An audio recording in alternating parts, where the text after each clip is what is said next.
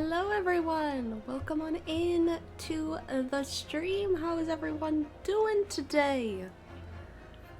Oh boy!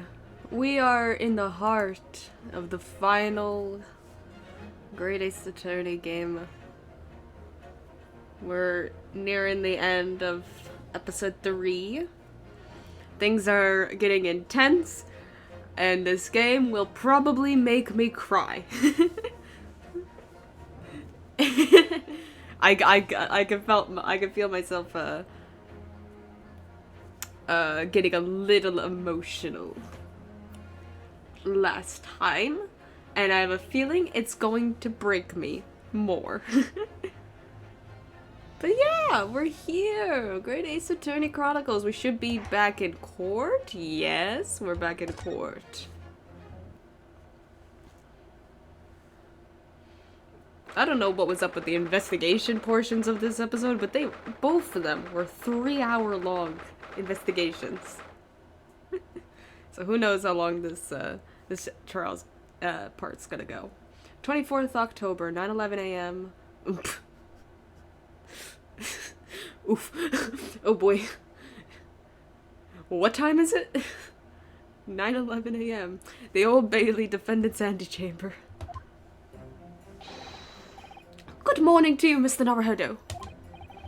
Good morning, Professor. Ready for today's proceedings? I hope so. I should be. Even I, with nothing left to... Good morning, my dear fellows. Hello, Sholmes. Oh, Mr. Sholmes, you're here. Why, naturally. A true gentleman stands shoulder to shoulder with his friends in battle at all times. Thank you. I really appreciate it. I'll see you later, then. Now, Professor... Thanks for the nice interlude, Sholmes. We really need you to remain calm in the courtroom today. No objecting, please. Yes. Do try your hardest not to enter the witness stand uninvited again. Yes, I will. I realize it was a mistake, but My dear fellows, I must interject. Sholmes. Hi. Hi, buddy. Oh. You're still here, Mr. Sholmes. What's the matter? Surely you've overlooked some praise, have you not?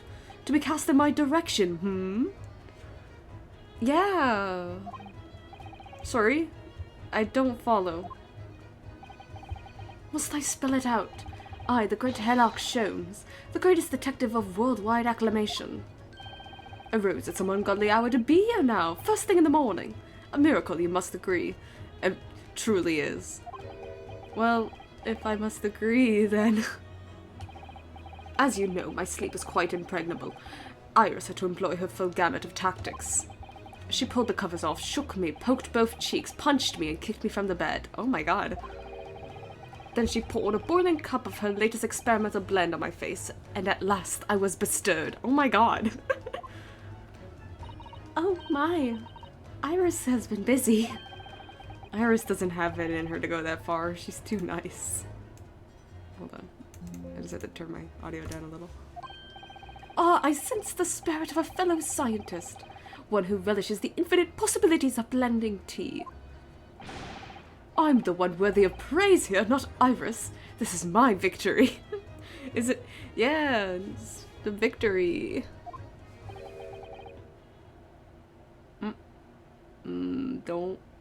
Sorry to cut in. Sorry, cut in. I was like, it's either Van Zeeks or Gregson, but I didn't know which one. Oh, Inspector Gregson. Good morning. Gregson, my dear fellow. Why the grim expression at this delightfully early hour? Oh no. Maybe because I've been confronted with a grimmer expression, eh? Dear me, are you going to take that insult lying down, Professor? What? I don't know. Poor Professor. What? Here's the paperwork you asked for. What paperwork? I took the liberty of requesting it yesterday. I have a feeling it may prove useful. You won't believe the hoops I had to jump through to get this brought out of the archives.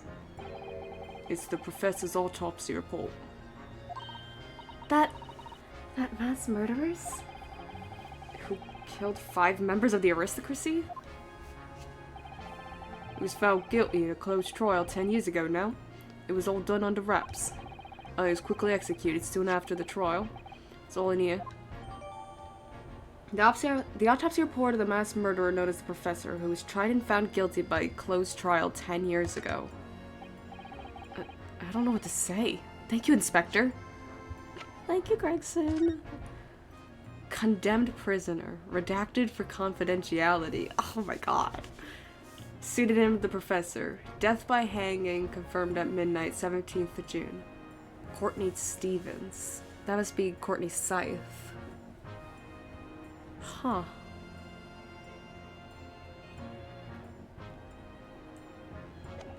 Interesting. Yes, much obliged, Gregson. Us slowly lot at the yard are just doing what we can. In the shadow of the great Detective Sholmes, of course.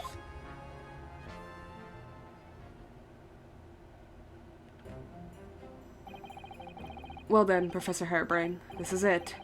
Today we're gonna lay all this to rest at last. I wish you the best of luck, Professor. I suppose he'll be in here today, will he? Trevor? Yes, we expect the prosecution to summon him as a witness. I'm still amazed that you managed to find him in just one day. I really owe you both so much. Counsel and the defendant, trial's about to resume. Kindly make your way to the courtroom at once. Yes, sir. This is it then. The final chapter. Funny, my heart's racing a little. I've not felt this before, actually. A strange foreboding. As if something's going to happen in this trial that I'm not ready for. Oh no! That's right! Van Zieks is bringing in... Oh. But I can't let that distract me from the only thing that really matters. Finding the truth.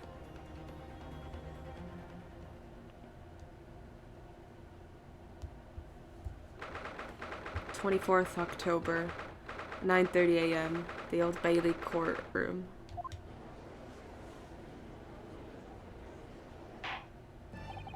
In the name of Her Majesty the Queen, I hereby declare this court to be in session again. We resume the public hearing of Albert Hairbrain, here present, who stands accused of murder. Are the counsels for the prosecution and the defense ready to proceed? Oh, it's so weird seeing 2 people on the prosecution side. Oh, it's so odd. The prosecution is ready, my lord. Prosecution? You have your own co-counsel. Usually that's a defense-only thing. The defense is ready, my lord. As promised, Lord Van Zieks has his apprentice with him. His apprentice with memory loss.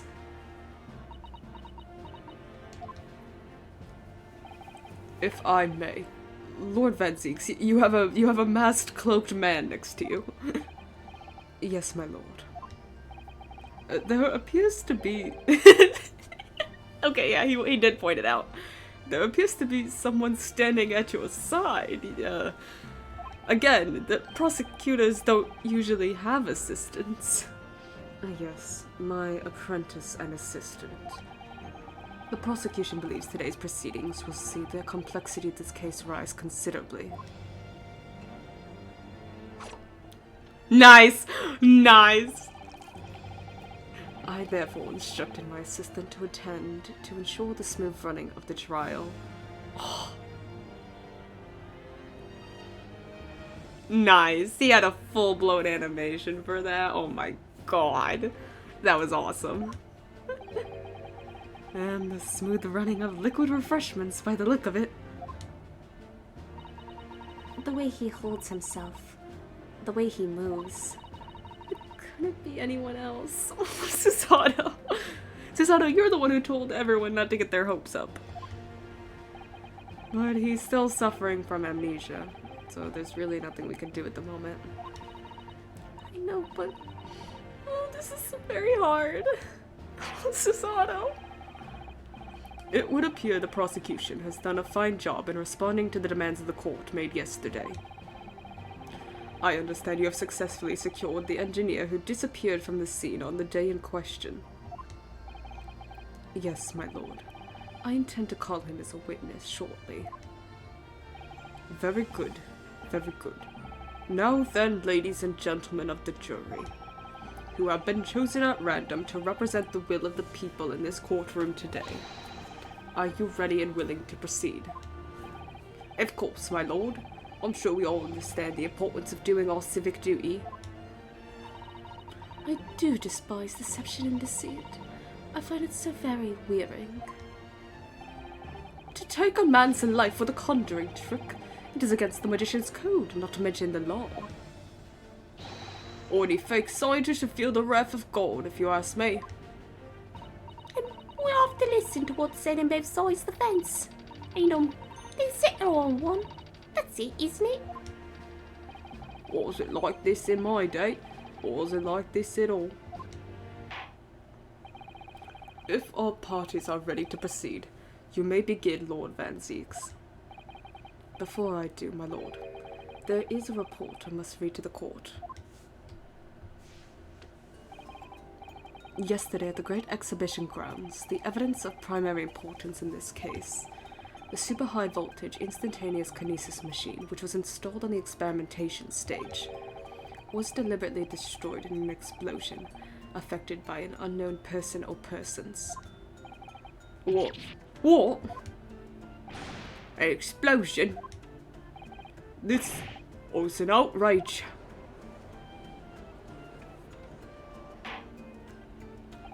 Yes, I heard this grave news yesterday. Scotland Yard submitted a report to my office in the evening.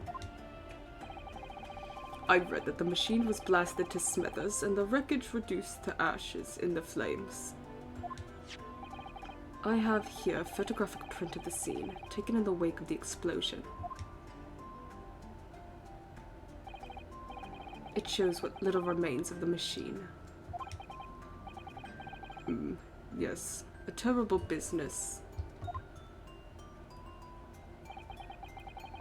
He did it to destroy the evidence, did he? That Enoch Drebber. The court will take this print as evidence, counsel. A photographic print of the experimentation stage after it was completely leveled by a time bomb. The metal floor of the stage had been blown open by the explosion. Late yesterday afternoon, the production afforded to the machine by the Special Dispensation for Scientific Equipment Act was revoked. However, before a thorough investigation could begin, the invention was obliterated from existence.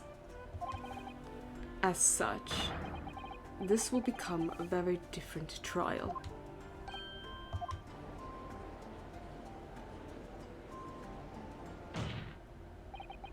As it stands now, with no evidence on which to draw meaningful conclusions, the authenticity of the kinesis machine will remain forever in obscurity. Indeed, a most unfortunate state of affairs. However, one thing remains clear. The victim's death was the result of the actions of the accused. Of that we can be certain. For it was the accused himself who was operating the machine and who ultimately caused its loss of control. Objection. As Lord Van Zieks rightly says, this is a very different trial now. The accused accepts responsibility for his part in the events that transpired. He acknowledges that Mr. Osmond died as a result of the accident caused by his machine's malfunction. However, unbeknownst to the professor, he was being deliberately deceived by a pair of very clever fraudsters. Names, counsel, if you please. The engineer, Mr. Enoch Drebber, and the victim himself, Mr. Odie Osmond.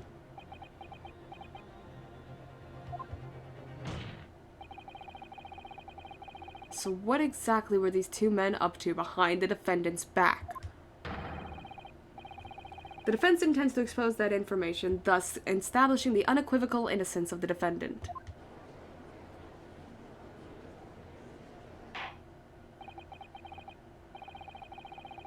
Thank you, counsels. The positions of the prosecution and the defense have been clearly stated. Lord Van Zieks, summon your first witness, please. At once, my lord. The prosecution calls the engineer, Mr. Enoch Driver, to the stand.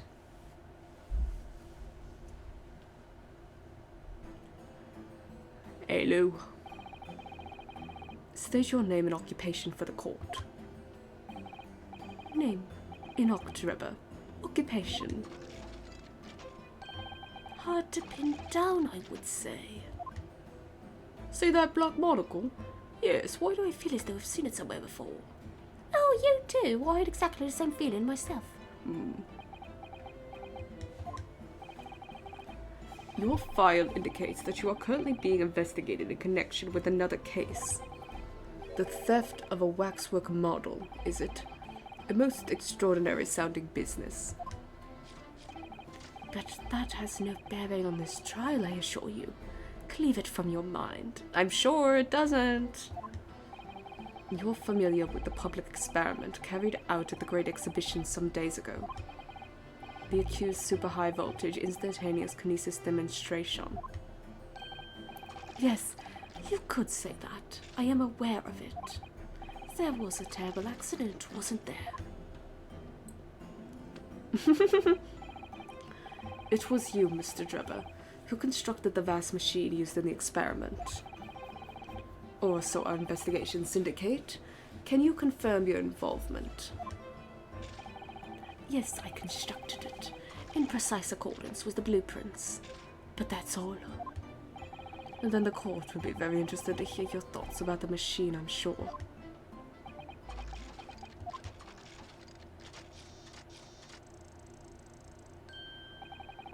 An amazing device, if you ask me. The pinnacle of modern science, making instantaneous kinesis a reality at last. What? Good gracious. Do you mean to say that the experiment was bona fide? Is that your belief, sir? Of course he'd want that to be. You're gonna take his word for it?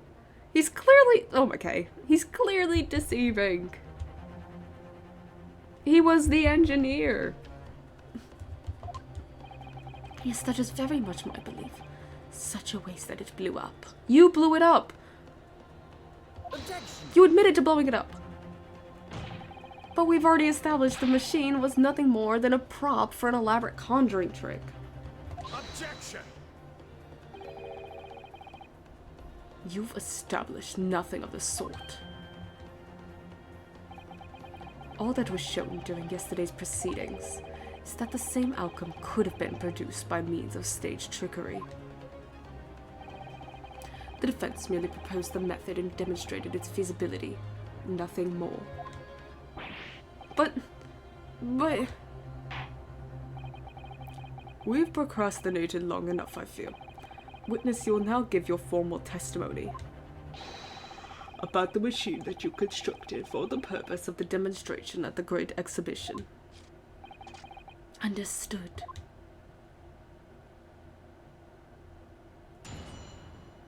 Okay, before we get into its testimony, I do want to go over our evidence we have, just as a reminder. We have the Crystal Tower thing, and we have this whole thing. The Reaper attacked. It's the kingpins of the criminal underworld generally managing to escape conviction in the Reaper's trials. And this isn't the first time their henchmen have tried to attack Lord Van Zieks as a result, by the sound of it.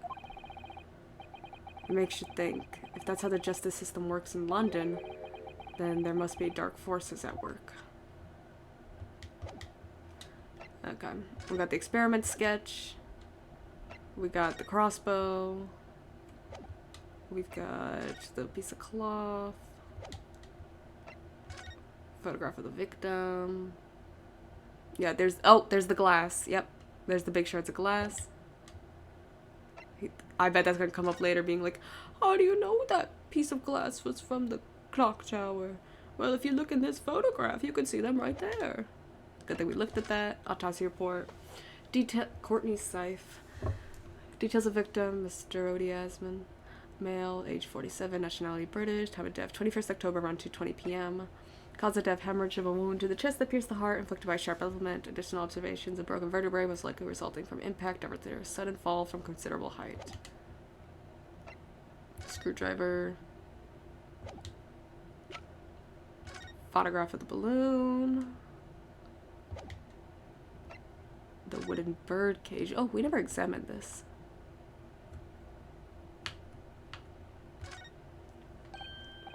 Look here, Mrs. Otto.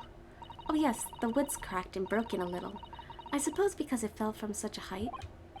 Yes, from the height at which the balloon was flying down into the crystal tower below. A fall of about 30 feet, or 9 meters. Leaving the man inside tragically dead. Oh, okay. Good thing we looked at that. The wooden cage that was used for the demonstration, it crashed down with the victim inside into the crystal tower, causing damage to its base. Okay. What else we got? Photograph of Drebber. That's probably going to be important. We only used it once. There was blood on the thing. There's the piece of broken glass. This piece of glass is almost as thick as it is wide. Yes, I've never seen anything like it. If you were to compare it to a human, only Mr. Sholmes has such thick skin. Nice. There's really no need for such a comparison, Mr. Naruhodo, as you well know. Anyway, it can only be from the Crystal Tower, surely? Yes, I think so too. It's probably made especially to meet the demands of that great structure. Science trophy. Oh, yeah. Royal Society Award. There's a little metal plaque here, look. Fostering burgeoning talent for the time of scientific discovery. Seems rather ironic, doesn't it? Clearly Mr. Drebber really was a very talented scientist. Royal Society Award. Wonder how that's gonna come into play. Really? Nothing about the head? We already read that. And then this. Okay. Alright. I met the young professor approximately 1 year ago, through Mr. Asman's introduction. He provided me with the blueprints and I constructed the machine to his precise specifications. It was no trick. If the whole show was a fraud, it would have required a body double. Tell me, did the victim have a twin? All the spectators saw the birdcage appear above their heads and then crash headfirst into the crystal tower.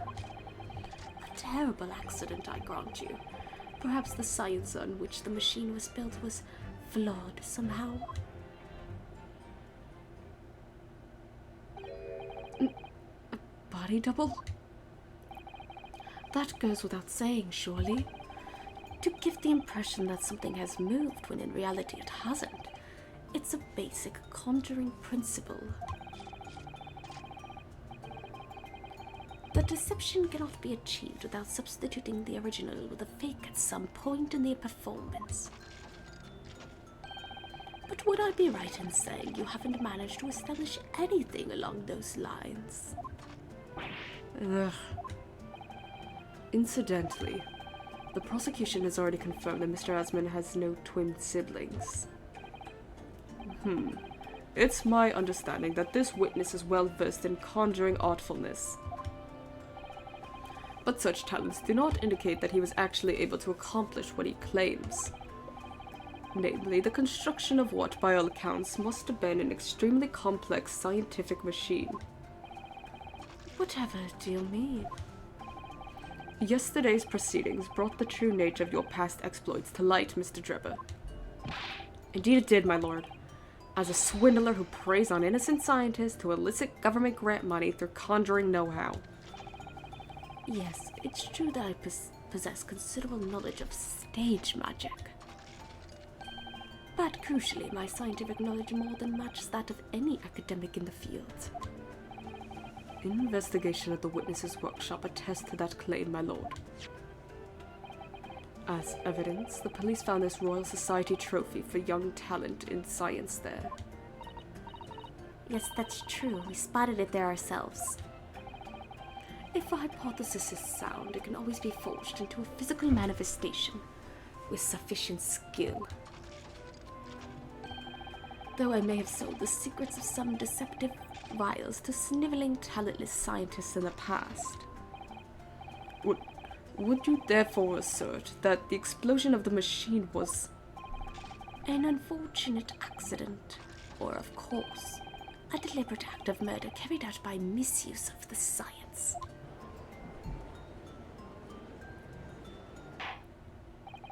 Counsel for the defense. Your cross-examination, please. Yes, my lord.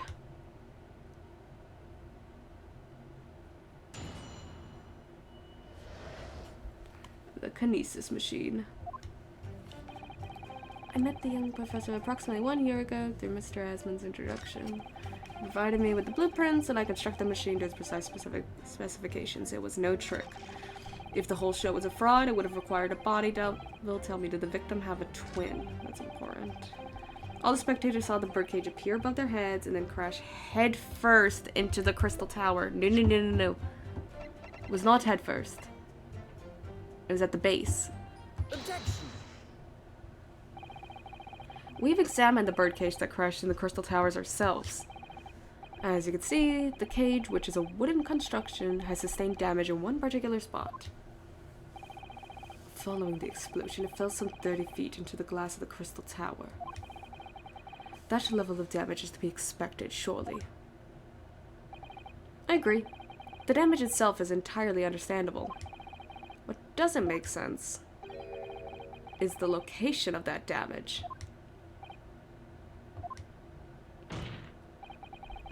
All the breakages in the wood are at the base of the birdcage, not the top. What are you saying? That's the opposite of where this should be.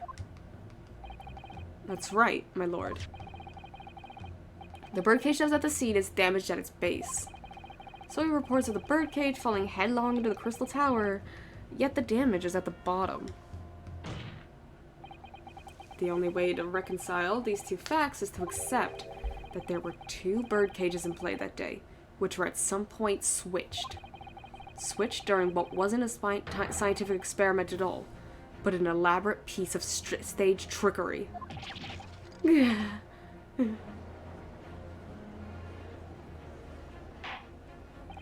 Good gracious! Explain yourself, witness. Well, if we examine the facts, there is only one logical conclusion we can draw.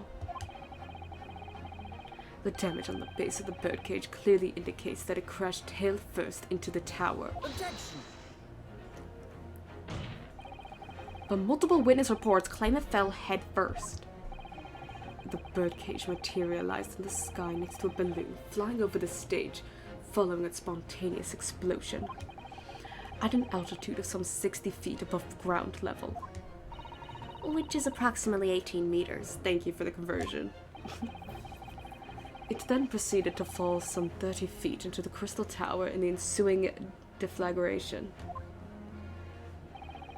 Witness reports amid such chaos are notoriously unreliable. Objection!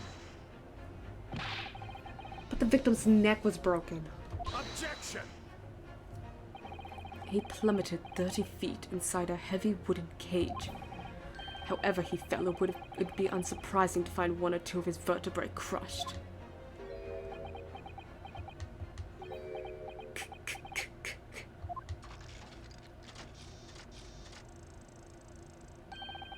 A riveting scientific analysis of events from the prosecution there. Though to be even more rigorous, you would have to say it was only one vertebrae, actually. He wasn't quiet for long. find it hard to see what's motivating Lord Von Zeeks. This witness is clearly a swindler and one who deceived a personal friend of his. If you're going to establish this deception, do it right. Sorry. Feel like that's the undertone here. Yes, and there's one more point. The defense appears to have forgotten. It obviously wasn't a trick, as a certain truth very plainly demonstrates. What?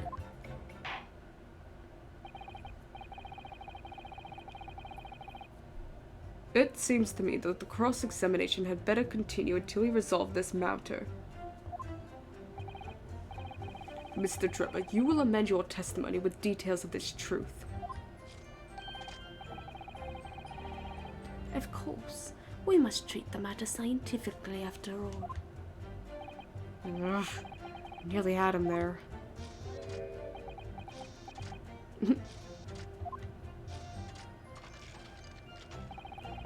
The kinesis clearly took place because there's nowhere else 30 feet high for the birdcage to have fallen from. Okay,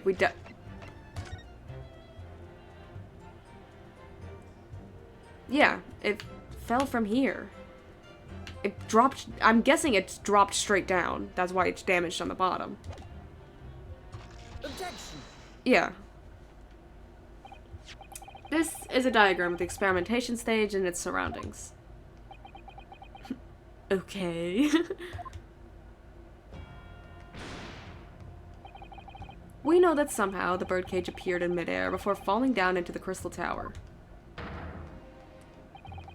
A fall of about 30 feet, or 9 meters. However, if you examine the diagram carefully, you'll see that there is one other possible location from which the birdcage could have fallen. The same distance of 30 feet. No.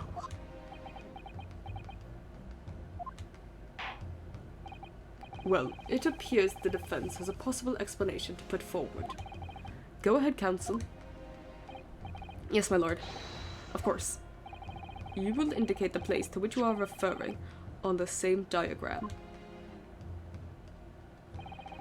The alternative location from which the birdcage could possibly have fallen the requisite 30 feet. Into the... down below from the stage. Take that! If it had fallen from here, the birdcage would have plummeted the same 30-foot distance. Objection! If that's my learned friend's claim, I suggest he demonstrates for the court, personally. Huh? Oh, it's not right? What?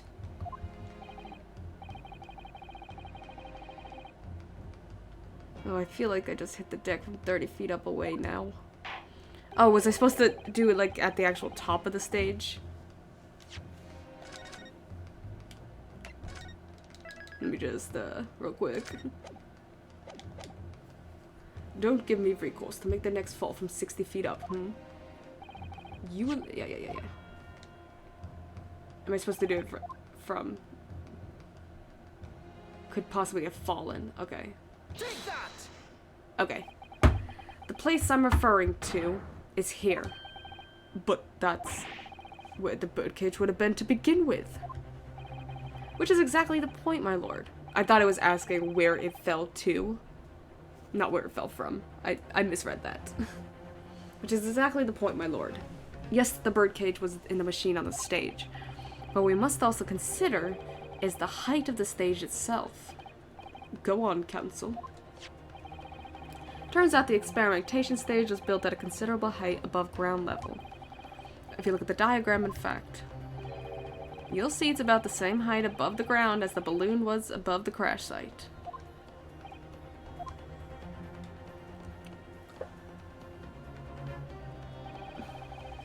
When the experiment got underway, the machine and the birdcage were engulfed in steam.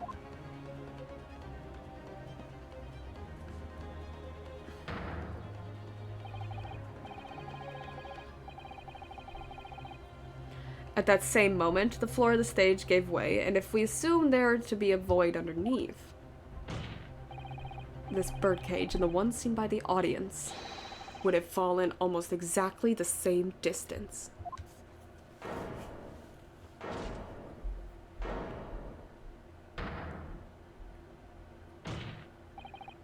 Once again, my lord, this all points to the fact that there was not one birdcage, but two. Objection! My learned friend has no evidence that the stage had such a contrivance in its design. Someone is responsible for the criminal destruction of the kinesis machine itself, it's true. However, the stage still stands. And take a moment to look at the photographic print of the scene following yesterday's explosion. Good lord. The metal grill that formed on the floor of the machine is undone. It was most likely blown open by the force of the explosion that destroyed the rest of the machine. The defense calls for the space below the stage to be investigated immediately.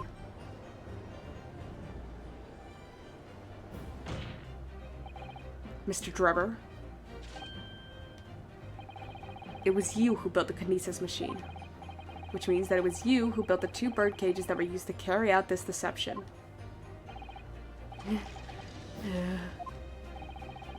Whether Professor Harebraine's hypothesis is sound or not makes no difference, because it's the construction of this machine that matters. A machine designed to take Mr. Asmund's life. And laid the blame firmly at the professor's door, something that could only have been carried out by you, Mr. Enoch Drebber.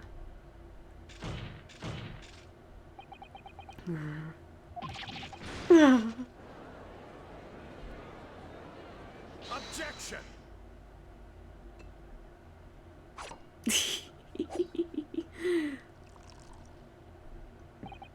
If my learned friend has reached the end of his wild assertions, the prosecution would like to crush the defense's argument slowly, but surely. What? Your argument fails to hold water on 2 counts. 2? Firstly, before and after the experiment, this witness went nowhere near the kinesis machine. Every relevant member of staff from the exhibition has attested to that. And I believe members of Scotland Yard have also been on watch duty at every public experiment. In other words, Mr. Drebber had no opportunity to switch the alleged pair of bird cages. Objection! But I've already explained why he wouldn't have needed to. The nonsense with the crossbow. That doesn't bolster your case at all.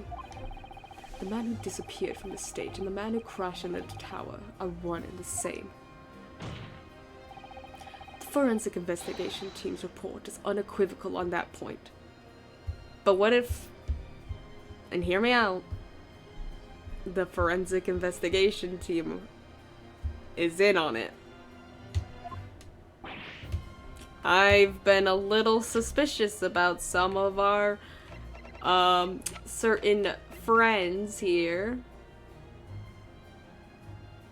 Some, you know, members of the forensic investigation team have been, you know, a little bit suspicious.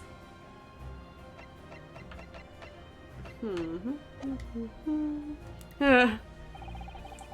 the second flaw in your assertion, because that certain member, you know, keeps making an appearance as the coroner in all these cases. And the second flaw in your assertion is a distinct lack of motive. Why would this man have wanted to take the victim's life? He had no reason to do so. I'm guessing it's got something to do with the whole professor thing. I don't know what yet, though. Motive? Do I have to think of everything myself, right? That's your job. You're the motive boy. That's always the prosecution's job. I have here a contract provided by the witness. What contract is this, Lord Fanseeks? The contract in which Mr. Drebber entered with the victim, Mr. Asmund, it reads, Mr. Drebber is to receive 30% of all remunerations from government grants or other income. 30%. Certainly very favorable contractual conditions. But there was one very important provision bolted onto that clause. What provision? Mr. Drebber may only uphold this right on condition that both contracting parties are alive. Huh. Huh. Yeah, there goes that motive. I was definitely thinking he was doing it for the money. That's a weird thing to put in a contract.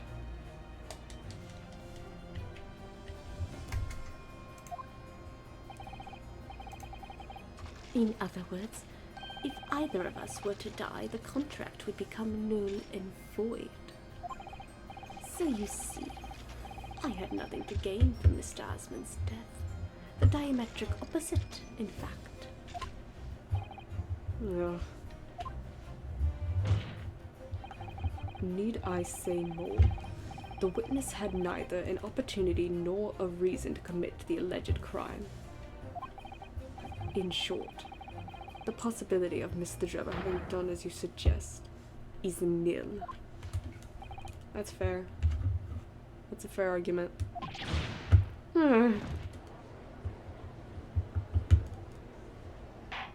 But he is still clearly guilty. Motive is pretty important. But also, what would be Harebrain's motive?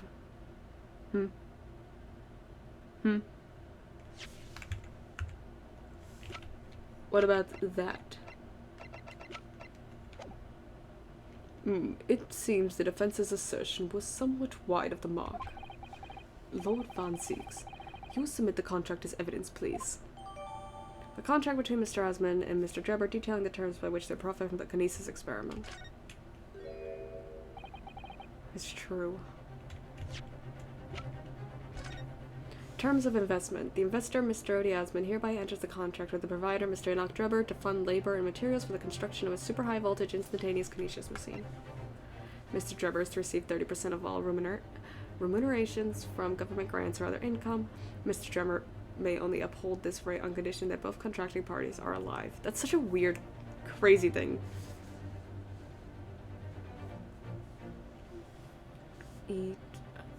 Is this, Oh, we don't have the card anymore. I was gonna check his signature. It's true. If Drebber had no opportunity to switch the birdcage under the stage with the one in the Crystal Tower, he couldn't have done it. And in any case, I have no idea what his motive might have been. There is one aspect of your argument that still holds true, however. There were 2 birdcages. The prosecution is unable to deny that. So I'm sure you're on the right lines, Mr. Naruhodo. And I've no doubt that there are other aspects of your assertion that are undeniable truths too. Well, it would seem that the defense has no rejoinder to offer.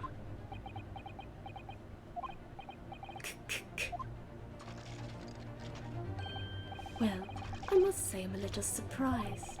I came here to testify about the machine I built, and instead my reputation is defiled. But the prosecution's counter has set the record straight, I think. It's impossible that I'm the culprit. Objection! No. No. No. And no. At the beginning of this trial, we believed that there was only one birdcage. Yet now we know there must have been 2. In other words, there was more to the demonstration than we first realized.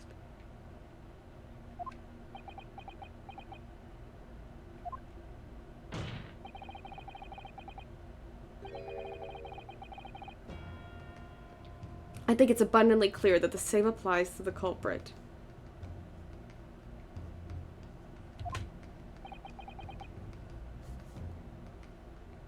Get to the point.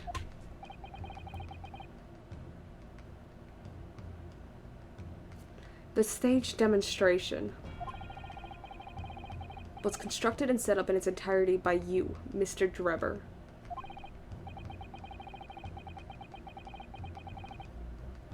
Therefore, it's inconceivable that you had no hand in the events that transpired.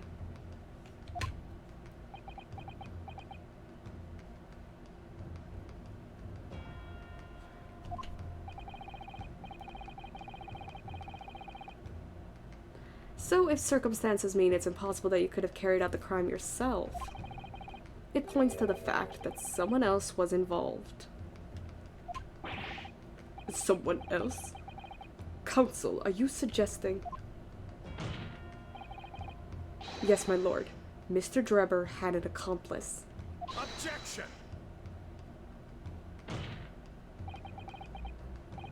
An accomplice now.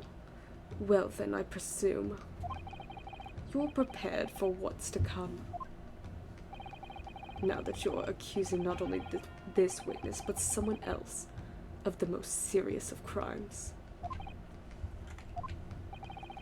If these accusations turn out to be false, then make no mistake. The prosecution will demand an equally serious punishment for your slander.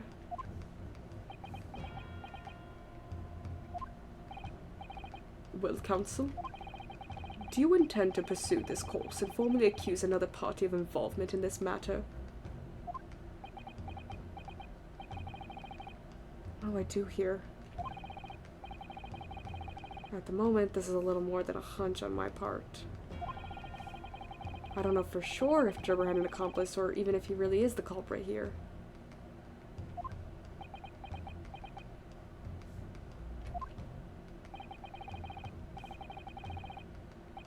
One way or another, though, I have to make my position clear, as a lawyer. So what's my stance going to be? Did Drebber have an accomplice, or not? I think I know who it is. The defense is ready to name Mr. Drebber's accomplice. Somehow the two bird cages must have switched. Everything points to that. Yet according to the coroner's report, that's not a possibility. But that inconsistency itself is a clue. The coroner's report. Counsel? My lord? You have received a stark warning already. If you are nevertheless determined, then I must now ask you to identify this alleged accomplice by name. So, your answer, please. Who do you claim to have been Mr. Drebber's accomplice? It's gotta be the one messing with the coroner report. Take that! The name of the person in question is... What's wrong, my Nipponese friend? I was about to say it. I didn't even stop. Surely fear doesn't bind your tongue now. It's a little late for that. Of course I'm afraid. After all, naming her in this capacity is definitely gonna make waves. A lot of waves. I could very well turn every single person in this courtroom against me. I'm sure it'll be alright, Mr. Naruhodo. Thank you, Mrs. Otto. The enemy always appears larger than life, but you'll appear exactly the same to the enemy. Alright then. Here goes. You've kept us waiting long enough. Your answer, counsel. Now, lurking gang. Hey, Matt. Thanks for the lurk. The person who colluded with Mr. Drebber in order to carry out this wicked crime is Scotland Yard's coroner, Dr. Courtney Scythe. Low-key doing loads of work. What? What the blazes are you talking about? Dr. Scythe? The head of the forensic investigation team and the coroner who conducted the autopsy on the victim? The person who would have all the opportunities to do it? The person who kept kicking us out of the crime scene? What? We know there were two bird cages who could have carried out the switch to complete the illusion. The accident happened in front of a huge crowd of spectators and the area was immediately sealed off. Then everyone, police officers included, were banished to make way for the forensic investigation team. When else could this switch have occurred? It can only have been in that team's presence. She went to med school and for you to call her Mr. Oh my, I feel bad. It's essential that the court determines exactly what happened following the incident. The defense demands that Dr. Scythe be summoned to the witness stand at once to testify. I'm so sorry, Dr. Scythe. In fact, for doing that, I don't even accuse you anymore. We've got nerve, lad. Standing up there, dragging the odd's name through the mud. I didn't mean to. I know the woman very well. There's no better dead room worker out there. How dare you call her a criminal? Everyone's slamming their fists. My learned friend's imagination appears to be wilder than the East End at night. But the recklessness of your accusation aside, there's another grave problem with your argument. One which the prosecution demands you address at once. A grave problem? Oh my word. Who do you claim acted as the victim's doppelganger? Probably the wax figure, that's why he stole it. What? He probably swapped out the heads, that's why we have the professor's head was separated. Certainly, if a birdcage containing the body of the victim was exchanged for another. Your master's assistant! The cage must have also contained a body. And yet, no missing persons or accidental deaths of anyone even remotely resembling the victim have been reported. Which means there was no one, dead or alive, who could have fulfilled the role of a body double for Mr. Asman. That's true. My argument is that there were 2 bird cages, then there must have also been 1 person inside each. But I don't know if I've got an answer to this yet, have I? What can I do to reveal how this body double stunt was achieved? Name someone? No. Present evidence? We have the waxwork head. I'm pretty sure it was the waxwork body they used. Very well. The defense will address my learned friend's concerns. Yeah, turn it back on him. He's our learned friend now. By presenting evidence that reveals the true nature of Mr. Asman's body double. Good gracious. Evidence? I do hope this isn't filibustering, counsel. The court is expecting a name. If you think you have relevant evidence, present it now. The body double and the birdcage were hiding inside the balloon that was floating above the stage, which means that any witnesses would only have seen them from 60 feet away. So who was it that appeared out of that explosion some 18 meters above the spectators? Aha! The body double inside the second birdcage was the crossbow. I think it was the waxwork. I'm scared if I'm wrong. Take that! Okay. We know that the victim, Mr. Asman, was in the birdcage that was situated inside the kinesis machine on stage. And therefore he couldn't have been inside the second birdcage. Instead, that contained something else. What's been described as a body double, which is what fell from the sky and crashed into the crystal tower. Yes. Counsel, according to your somewhat elaborate version of events. And that body double inside the second birdcage was, in fact... I love Ranosuke's, like, panicked eyes face. It's alright, Mr. Naruhodo. You're ready for this. Just steel yourself and come out with it. Thank you, Mrs. Otto. I need that. As I was saying, the body double inside the second birdcage was, as unbelievable as it may seem, that thing there. It's here?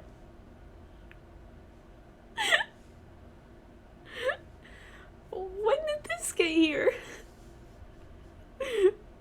Did they mention that the waxwork was in the courtroom? Because I do not remember that.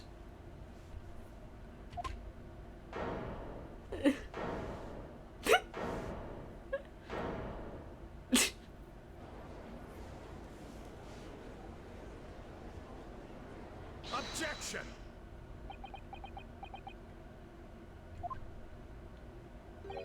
Open your eyes and look into mine, my Nibonese friend.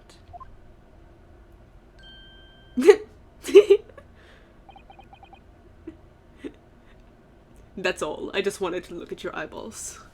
Now tell me, what are you playing at? Stand firm now, Ranosuke. This is the time to show your Japanese spirit. As the court will observe, this is a waxwork model. The no confidence hand slap. A model, in fact, of an infamous London murderer from 10 years ago, the Professor. Objection! You started by indicating the leader of the forensic investigation team as an accomplice in this crime. And now you've moved on to indicting waxworks. Yes, that's about the size of it. But why? And why this waxwork? It looks nothing like the victim. In fact, it could hardly resemble him less. What possible justification can you give? If you want to know why, ask Mr. Dribber. Oh, he's clearly guilty. Look at him, he's sweating. What? Just days before Professor Harebrain performed his public demonstration, Mr. Dribber abducted this model from Madame Tuspel's. Did you say abducted? I thought we already mentioned this in court. 2 days after the incident at the Great Exhibition, he returned it to the museum. Then, the timing. Is this true, Mr. Dribber? Yeah.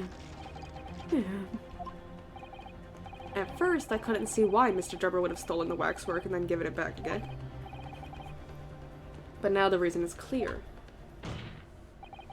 He took it so that he could put it inside the second birdcage as a body double for Mr. Asman. Objection! Are you hearing this, ladies and gentlemen of the jury? Are you hearing the defense's astonishing proposal?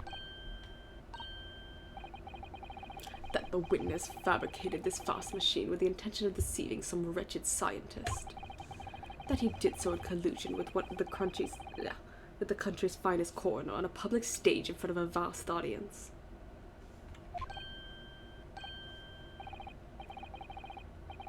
And that, to effect the deception, he used a waxwork model that in no way resembles the victim. Well, okay, when you put it like that, are we really to believe this far-fetched tale? What do you decide? Objection! Wait. Yes, if you put it like that, of course it sounds implausible. My lord. My lord. I need to speak, if you please. Go ahead, Mr. Foreman. Myself and my colleagues have reached an agreement. No. You know, I was gonna start this stream by saying, man, it's crazy how we haven't had like any summation examinations in the last trial segment. I wonder if that'll continue through this one. Nope. We're definitely getting our summation examination. Very good. In that case, ladies and gentlemen of the jury, you will state your leanings for the court to hear now. Guilty, guilty, guilty, guilty. Guilty! Guilty! Guilty. Guilty! Guilty! Kill me! Guilty. Hey, I got his voice pretty accurate.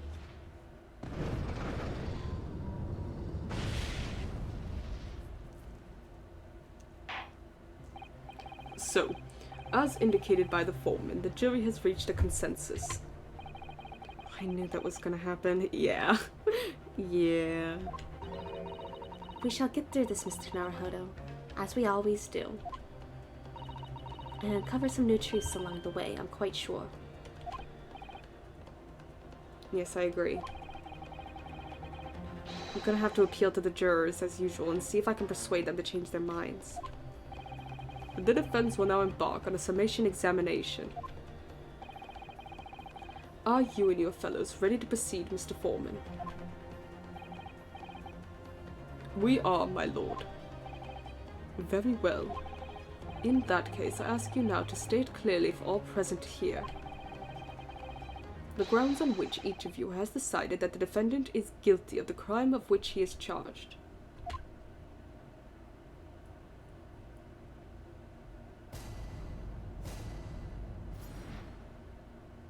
The jurors' contentions. Why? Oh, why are you starting?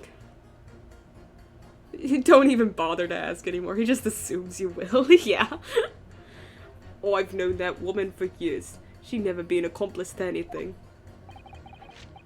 It's utter nonsense to think those two would ever be conniving with one another. Oh dear, this is most troubling. But surely the waxwork of the man stole has nothing to do with the coroner, is it? I have had my own problems with the members of the police. I do not trust them much. Okay. I've seen no rigorous proof that this waxwork was ever inside the birdcage. It's conjecture. Who gives it some right evidence? It's not proper, is he? I won't have it. Somewhat unsurprisingly, it seems the introduction of this waxwork model to the proceedings has polarized opinion. Given that its face is obscured and its build in no way resembles that of the victim, I can only applaud my learned friend's temerity at suggesting it as Mr. Asmund's body double. Yes, the applause is deafening.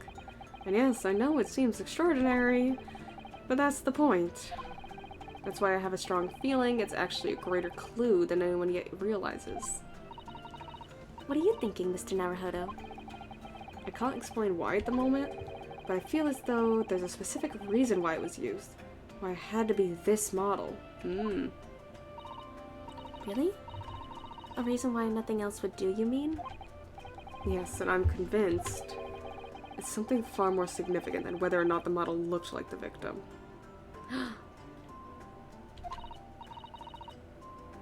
Well, if that's the case, we must prevent the trial from ending prematurely at all costs. Yes, agreed. I have to find a way out of this. If you are ready, counsel, you may proceed with the summation examination. Yes, my lord.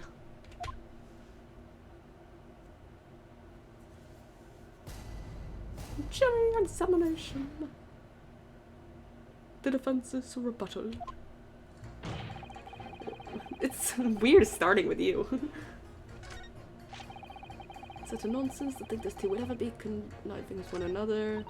But dear, this is much troubling, but surely the waxwork the man stole has nothing to do with the coroner, is it? Hold it! Why would you assume that? Well, it's quite simply because that unsettling swindler has no relationship with the woman, does he? True. As it stands, we don't know of any connection. Oh gosh, but it would be delightfully romantic if they were somehow to have a mutual interest in the waxwork. Romantic? A woman of society such as myself views everything in terms of relationships, you know. Well, you learn something new every day, even if you don't want to. One might wonder about a possible relationship between the defendant and this coroner woman. The defendant? Hairbrain and Courtney? Sure. Or perhaps between the defendant...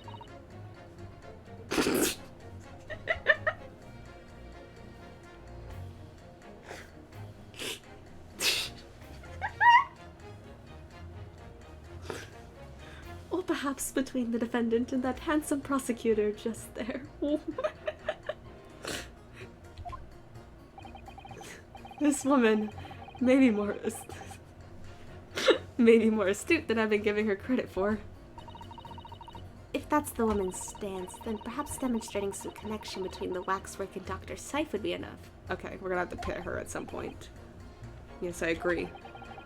As soon as we have even a whiff of connection, she'll be the first to know.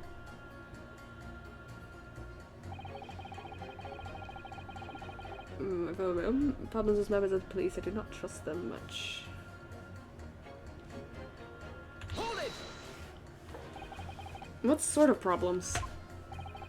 Let's just say we have run into each other on numerous occasions while we're performing on the street.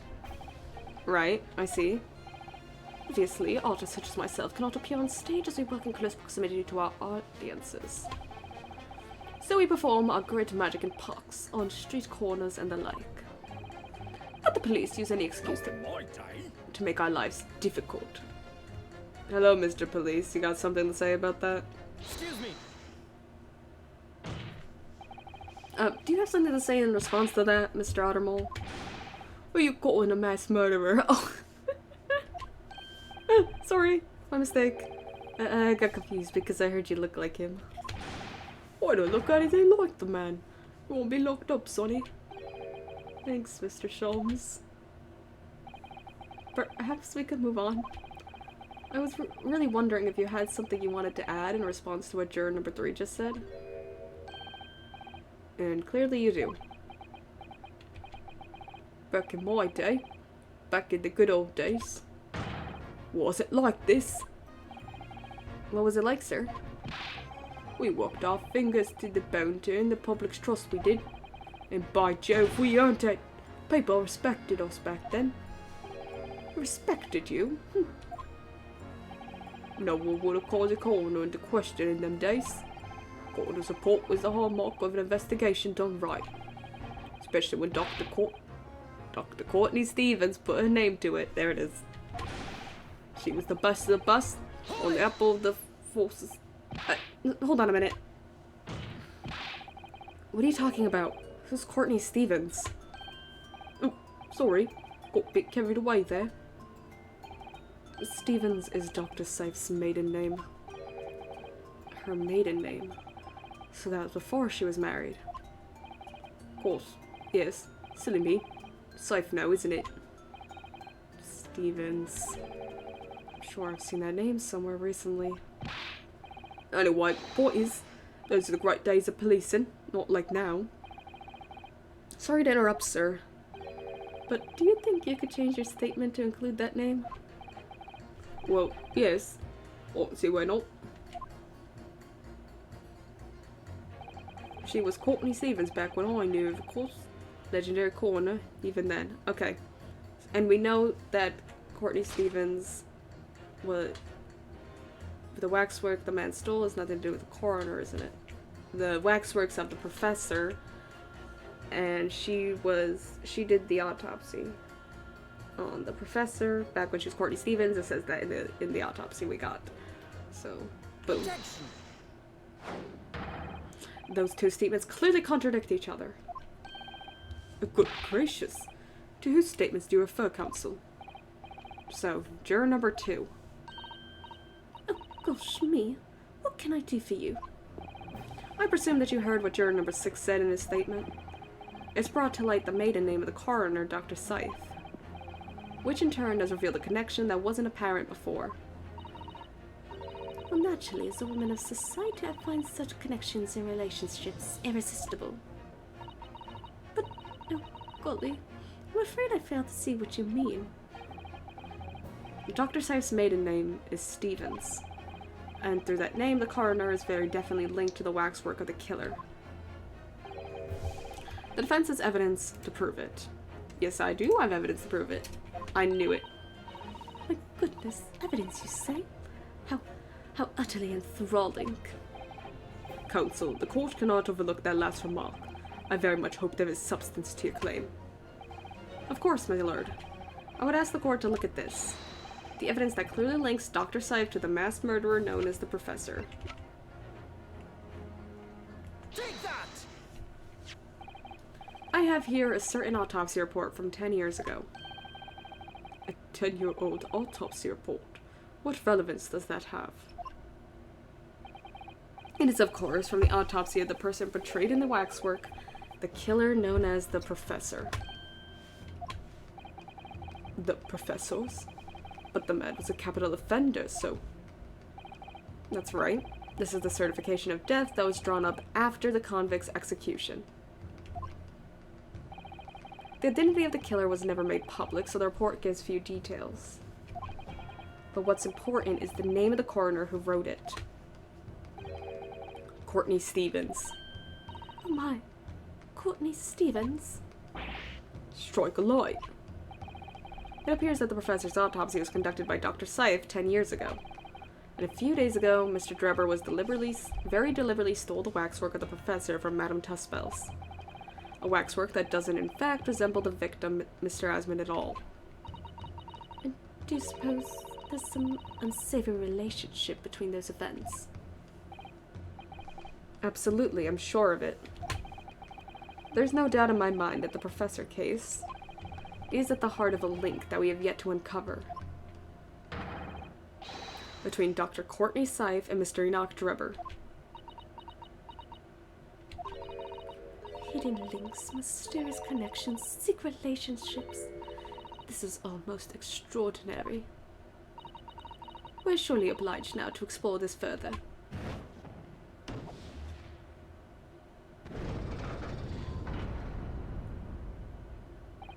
What, right? Can't let this trial come to an end now. Not while there's this cloud of suspicion hanging over the yard's best coroner. Wasn't like this in my day. I was still here to uphold justice in the end.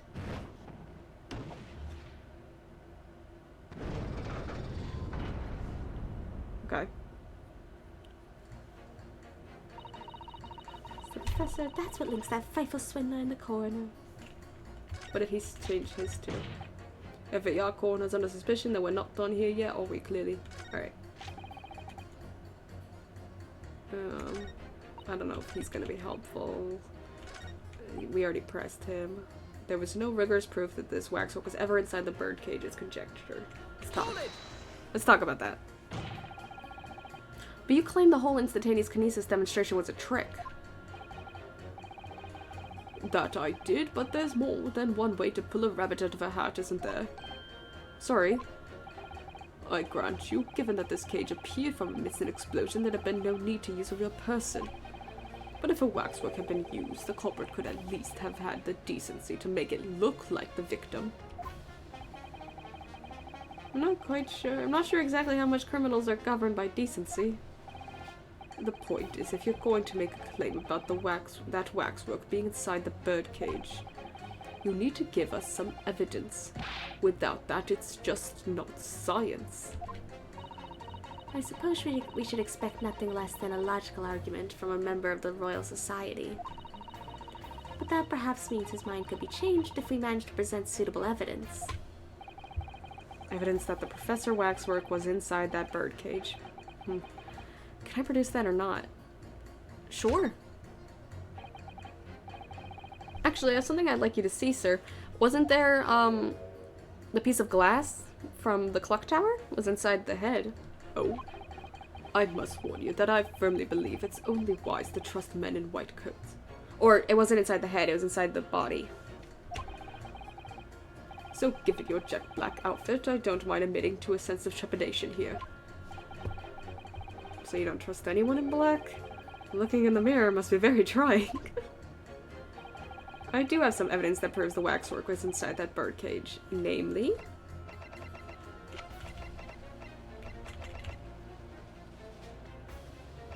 we should hand triple question mark the evidence. Piece of broken glass. It was inside the body. What's that? Piece of glass. Though it's unusually thick for glass. Yes, it's a piece of broken glass that we found inside the jacket of the waxwork. I know we basically know who it is, but he's still technically triple question mark right now. Yeah. He's triple question mark, he's assistant, he's the masked figure. We're not gonna think too hard about who he most definitely is.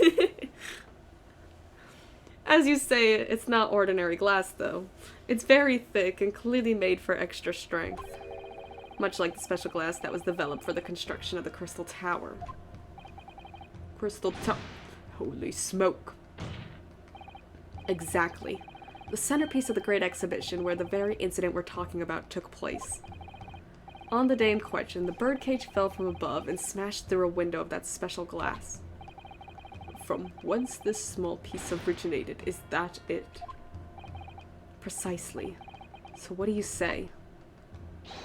Now that the clear evidence in support of the assertion has been placed before you. Well, as I said, I only trust men in white coats as a rule. However, when the reasoning is sound, it's fair to say colour shouldn't come into it. In light of what you showed me here, yes, I feel obliged to change my position on the matter.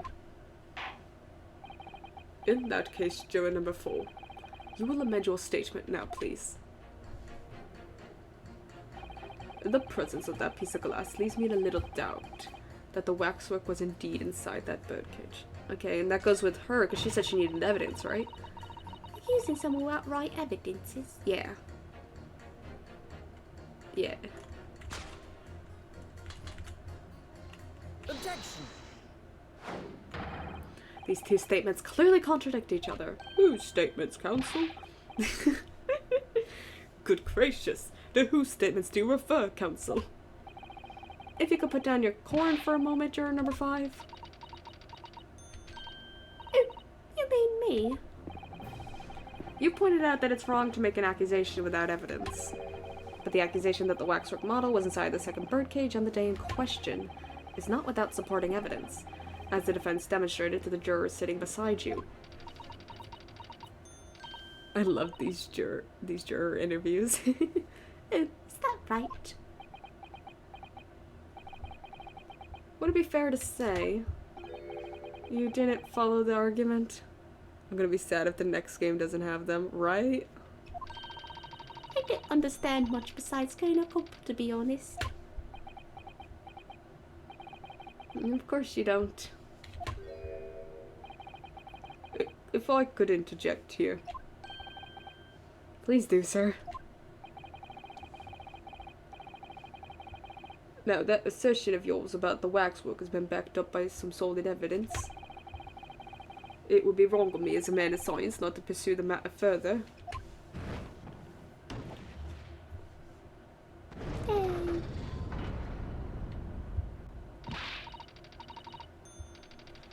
Well, me too then. Sorry. If this brainy gentleman says he's right, then he must be. See, I wouldn't dream of going against Colonel Cobb or anyone who's got stuff in between the ears.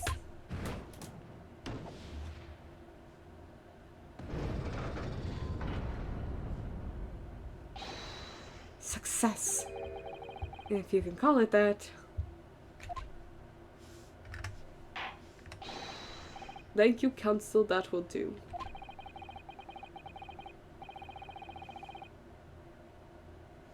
As a result of the summation examination, the jury's overall leaning has changed. 2 jurors now call guilty against 4 who call not guilty. Accordingly, the court has failed to reach a consensus at this time, and the trial must continue. We did it. Oh, well done, Mr. Naruhodo. Another wonderful victory. Yay!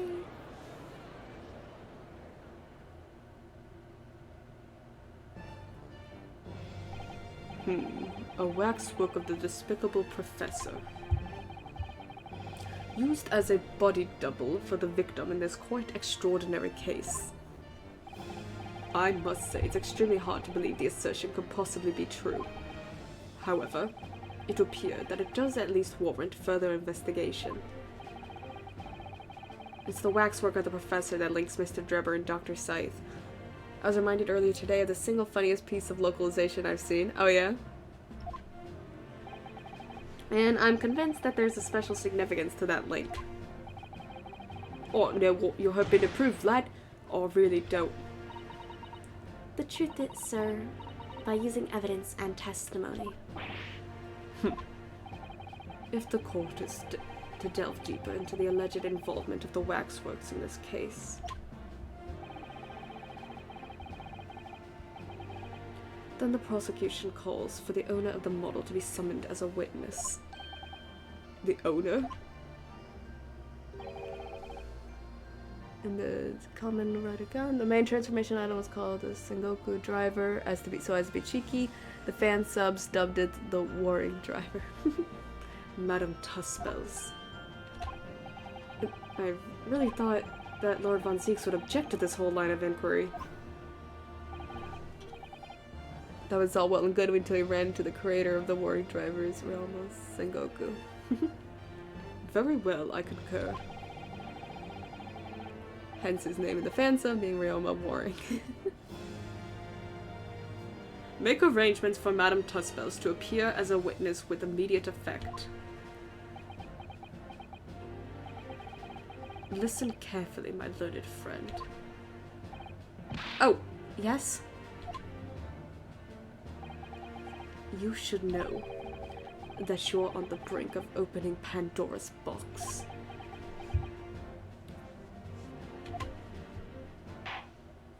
Ooh. That was so ominous and scary. The court shall now adjourn for 45 minutes. During that time, the prosecution will summon the new witness and prepare her for taking the stand. Madame Tuspels, yes. I shall see to it at once, my lord. Interesting. I thought they were gonna bring out Courtney. What is Madame Tuspels gonna reveal? Well, my friends, Tuspels is quite an effective red herring in my opinion. Yeah, definitely. Well, my friends, thank you very much for tuning in to the stream today. We're going to send you all off on a little raid. We'll be back tomorrow where we're going to be finishing episode 3. Where we're going to open Pandora's box. Very excited to see how all this professor stuff comes into play. Bye-bye! Thank you all for being here. Spread some love over to who we're raiding. And I will be back again tomorrow's Wednesday? Yes, I'll be back again tomorrow. I'm sending you all off in 5, 4, 3, 2, 1. Bye-bye.